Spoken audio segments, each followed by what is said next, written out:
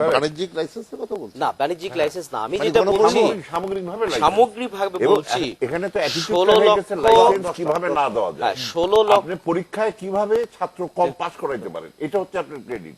This is wrong. না, আমি যেটাকে প্রচুর ড্রাইভার করতে হবে। আমি যে ইস্যুটাকে গুরুত্ব দিতে চাচ্ছি, যে প্রতিষ্ঠানের দায়িত্ব গাড়ি লাইসেন্স দেওয়া, রেজিস্ট্রেশন করা এবং ড্রাইভিং লাইসেন্স দেওয়া, তারা নিজেরাই জানছে যে এখানে 6 লক্ষর মতো একটা ফারাক আছে। তার পরবর্তী তো আর গাড়ি রেজিস্ট্রেশন দেওয়ার তার নৈতিক কোনো অধিকার নাই, কারণ গাড়ি রেজিস্ট্রেশন দিলেই রাস্তায় আসবে, রাস্তায় আসলেই কিন্তু মালিক ড্রাইভার খুঁজবে। তো মার্কেটে যদি ড্রাইভার না পায় তাহলে এই শূন্যতা পূরণ করবে কে? ডেফিনেটলি হেল্পার চলে আসবে। তাহলে আমরা যে চালক তৈরি না করে গাড়ি ড্রাইভিং লাইসেন্স দিচ্ছি, এই জায়গায় যে সম্পর্কটা রাখছি না, এটার ফলে কিন্তু আমি বলবো যে সড়কের যে আজকে বিশৃঙ্খলা দেখি, এটাও কিন্তু একটা কারণ। এছাড়া আমি আরো দুইটা বিষয়ের উপর গুরুত্ব দিব। এখন বৈধ উপায়ে যেই একজন লোক যেই ড্রাইভিং লাইসেন্স পায়, আমি বলবো এই বৈধ উপায়টাও কিন্তু পূর্ণাঙ্গ না। বৈধ উপায়েও যদি কেউ একজন লাইসেন্স পায়, তাকেও আপনি নিরাপদ ড্রাইভার বলতে পারবেন না। কারণ আপনারা যে দেখেন বিআরটিতে যখন লাইসেন্স দেওয়া হয়, সেখানে কতগুলি নির্দিষ্ট কিন্তু টেস্ট করে তার দেখা উচিত কথা বলা আছে। যেমন তাকে রাস্তায় নিয়ে প্রায় 30 মিনিটের মতো রাস্তায় চলার সময় তার টেম্পারমেন্ট দেখা, কিভাবে ওভারটেক করতে হয়, কিভাবে লেন চেঞ্জ করতে হয়, টার্নিং এর সময় তার প্রসিডিউরটা কি আছে, এই জিনিসগুলি প্রশিক্ষণের সময় যেমন সে শিখে এবং লাইসেন্স দেওয়ার সময় কিন্তু তাকে এগুলি দেখাতে হয়। কিন্তু আমাদের যেহেতু যারা লাইসেন্স দেন তার সংখ্যা খুব কম, আর লাইসেন্স প্রাপ্তির সংখ্যা খুব বেশি, যেই কারণে ইনডোরের মধ্যেই র্যাম টেস্ট, জিগজ্যাগ টেস্ট করেই কিন্তু লাইসেন্সটা দিয়ে দেওয়া হচ্ছে। আর আমরা আত্মতৃপ্ত হচ্ছি যে আমরা একটা বৈধ লাইসেন্স পাওয়া, একটা নিরাপদ ড্রাইভার পাচ্ছি। আসলে কিন্তু যেই পদ্ধতিতে নিরাপদ ড্রাইভার দেওয়ার কথা, সেই পদ্ধতির উপস্থিতিই নাই এখানে, কারণ জনবলের যথেষ্ট শর্টেজ আছে। এবং ফিটনেসের ক্ষেত্রে কিন্তু একই জিনিস। 40টা আইটেম দেখে, যার মধ্যে ইঞ্জিনও আছে, যেটা ইনস্ট্রুমেন্টের চেকিং এর মাধ্যমে একটা গাড়িকে ফিটনেস সার্টিফিকেট দেওয়ার কথা। তা এখন আপনি যদি সকালবেলা গিয়েও যদি লাইন দেন, দেখবেন কিলোমিটার কি কিলোমিটার লম্বা লাইন হয়ে গেছে। একজন ইন্সপেক্টর আছে, তাকে ফিটনেসটা দিতে হবে। সে কিভাবে দিবে? সে তাকাবে আর দিয়ে দিল, সেই গাড়ি হয়ে গেল ফিট। এই যে বৈধ পদ্ধতিটা, এইটাও কিন্তু সহায়ক না আমাদের নিরাপদ সড়ক নিশ্চিতকরণের জন্য। আপনি একটা সেবামূলক শিল্প মানুষের সেবা কতটুকু দিতে পারছে, এটা নিয়ে অনেক প্রশ্ন মানুষের কাছে আছে। তো এই বিষয়টা বলার আগে আমরা কি করেছি, আমাদের সরকার সময় কতটুকু করতে পেরেছি, সেটুকু আমি আপনার সামনে বলবো। কিন্তু একটা প্রশ্ন আপনি উত্থাপন করেছিলেন যে আমি সাংবাদিক বন্ধুদের একটা প্রশিক্ষণের কথা আমি বলেছিলাম। আমি সব সাংবাদিক, আপনি কিন্তু সাংবাদিকতা পড়ে আসছেন, অর্থাৎ আপনি কিন্তু প্রশিক্ষণ নিয়ে আসছেন। যেই সাংবাদিক শুধুমাত্র, আপনি মফস্বলের সাংবাদিকরা আপনি দেখবেন যে একজন এসএসসি পাস একজন ছেলেও কিন্তু সাংবাদিকতা করে, কিন্তু সাংবাদিকতা সম্পর্কে তার কতটুকু জ্ঞান, অভিজ্ঞতা ইত্যাদি আছে বা তার ধারণা আছে। আমি তাদের কথা বলেছি, তাদের ট্রেনিং এর কথা। যেমন করে আমি বলেছি ওই ড্রাইভারদের ট্রেনিং দিতে হবে, যে ড্রাইভারদের তারা কোনো ট্রেনিং নাই, প্রশিক্ষণ নাই, তাদেরকে ট্রেনিং দিতে হবে, প্রশিক্ষণ দিতে হবে। আর প্রশিক্ষণের কথা বললে একজন লোক যে প্রশিক্ষণ প্রাপ্ত নয়, তার তো আহত হওয়ার কোনো কারণ নাই। আমি তো সকলের কথা বলিনি, আমি বলেছি, আপনি জানেন যে আমার বিরুদ্ধে একজন সাংবাদিক, যুগান্তর এক সাংবাদিক একটা মিথ্যা রিপোর্ট ছাপলো।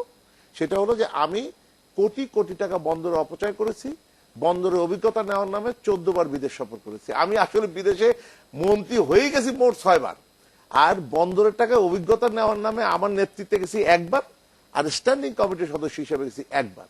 এই 2 বার, উনি রেখে দিয়েছেন 14 বার। আর কোটি কোটি টাকা আমি অপচয় করলাম। আমি এটা নিয়ে মামলা দিলাম। মামলা দেওয়ার পরে তারা আহত হলেন, তারা আমার বিরুদ্ধে মানববন্ধন ইত্যাদি করলেন, বহুত ঘটনা ঘটেলেন।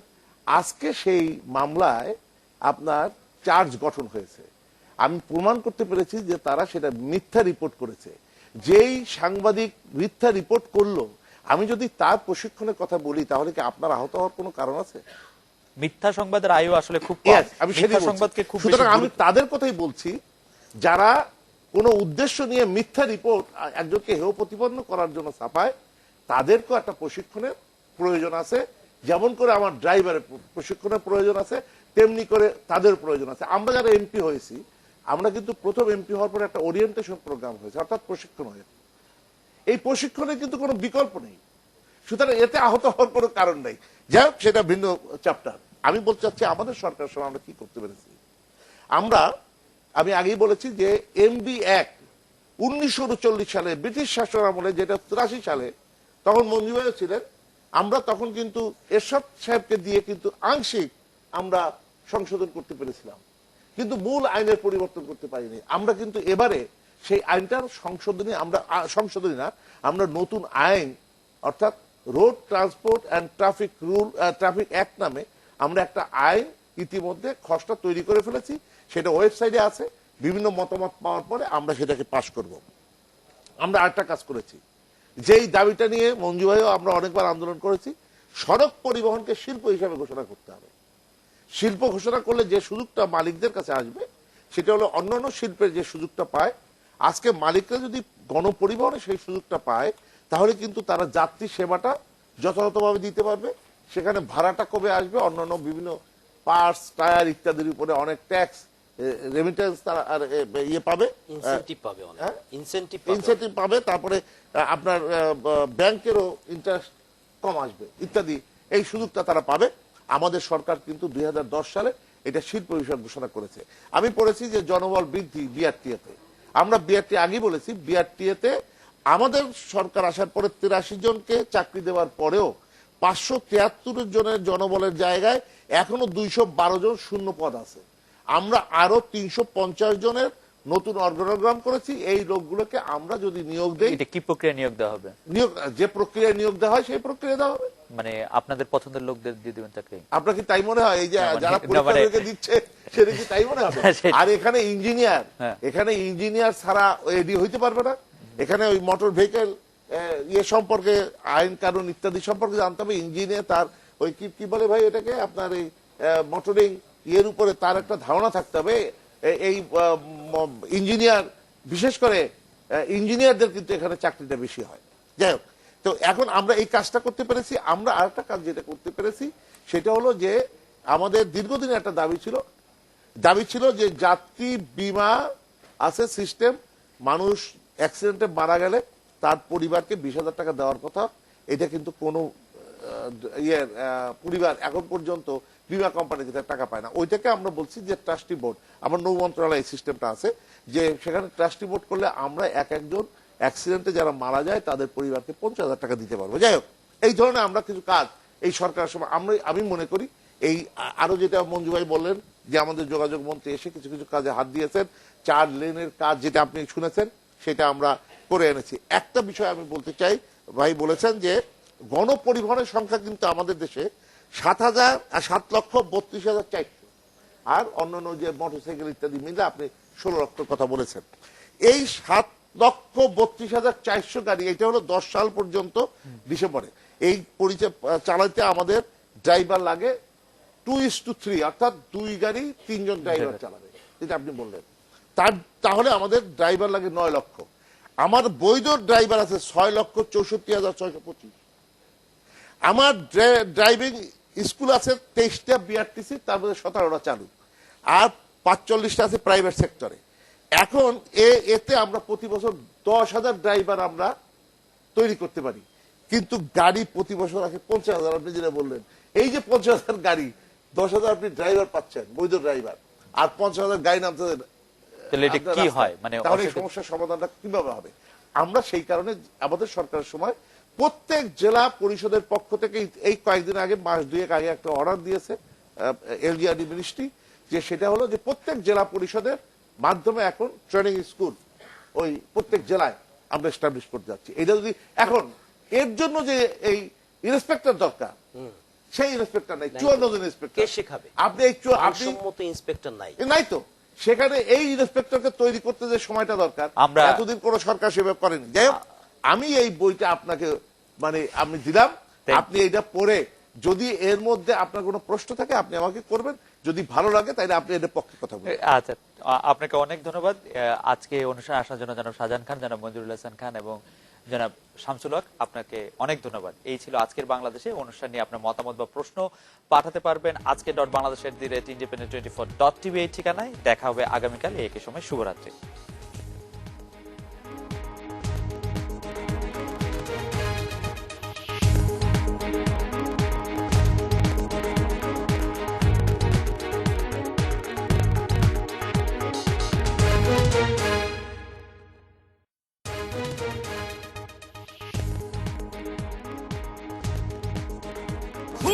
এই তেল চর্বি জীবনটা অতিষ্ঠ হয়ে গেল। রিল্যাক্স মিস্টার করাই, ঘষা মজার অত্যাচারের দিন শেষ। এসে গেছে নতুন ভিম লিকুইড। আসল লেবুর শক্তি এখন নতুন ভিম লিকুইডে। তোমার তেল চর্বি পরিষ্কার এক ঘষাতেই। দারুণ! নতুন ভিমের ম্যাজিক, এক ঘষাতেই তেল চর্বি পরিষ্কার। When skin loses moisture, it becomes dry and lifeless. New Lux International Creamy White with Swiss moisturizers will give your skin 20% more moisturization compared to ordinary soaps. Give your skin all the care it needs for everlasting softness. Lux International Creamy White. It's not just soap, it's skincare. সাবান বার লেবু আর নীলের শক্তি নিয়ে এলো নতুন Surf Excel, যা chocolate সসের মতো কঠিন দাগ তুলে ফেলে খুব সহজে। নতুন সার্ফ এক্সেল, অনেক রকম দাগ, সমাধান একটাই। 8 out of 10 women have perfect hair. Who believes that? At Dove, we understand different hair needs, different solutions. Like last year, I overdid it with styling, and that left my curls really rough. Like what happened to my curls? Then a friend recommended Dove. New Dove Dryness Care with Micro Moisture Serum. Now my curls feel like they're supposed to. Soft. Samia recommends Dove. What about you? Now, with Dove Shampoo, get a conditioner free.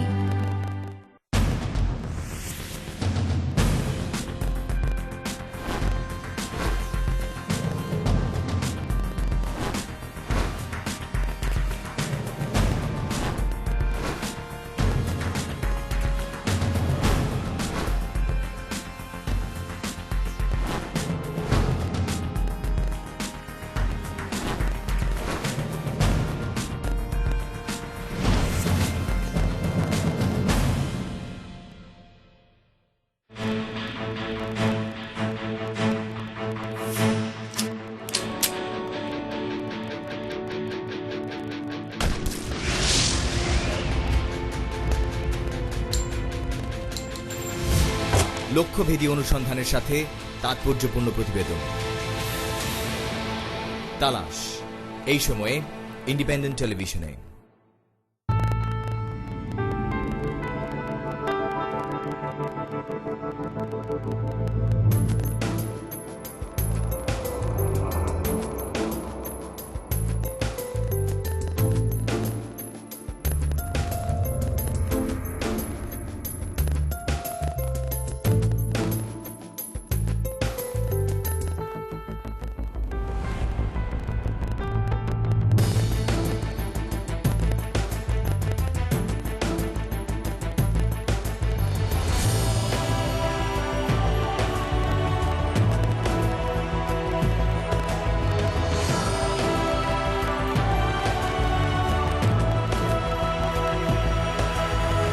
Independent television. একটা দেশের অর্থনীতিতে সবসময় কিছু বিপরীত চিত্র থাকে, যেমন থাকে একটা মুদ্রাতে। মুদ্রার এপিঠে যদি থাকে প্রবৃদ্ধি, তবে ওপিঠে মন্দা। যেখানে রয়েছে সঞ্চয়, সেখানেই বিনিয়োগ। ক্ষুদ্র বিনিয়োগকারীরা বাজারকে জাগিয়ে তোলে, অন্যদিকে জুয়ারিরা করে পর্যদস্ত। এক পাশে যদি থাকে মুদ্রাস্ফীতি, অন্য পাশে নিশ্চিত বেকারত্ব। আর প্রবাসীদের কষ্টার্জিত অর্থ বিফলে যায় মানি লন্ডারিং এর কারণে। অর্থনীতির এই সমস্ত বৈপরীত্যকে একসাথে নিয়ে ব্যবসা বাণিজ্যের সব খবর জানাবে ইন্ডিপেন্ডেন্ট টেলিভিশন। সমভূমি অঞ্চলের এই পরগাছাটি আজ জায়গা করে নিয়েছে সুন্দরবনে। এইভাবেই পথ চলতে গিয়ে ভিড়ের মাঝে লাঞ্ছনার শিকার হচ্ছেন এই নগরীর নারীরা। একের পর এক টুর্নামেন্ট প্রমাণ করলো সব মিলিয়ে জয় হলো নারী ফুটবলের। এই মূল্য তালিকা কখনোই পরিবর্তন হয় না।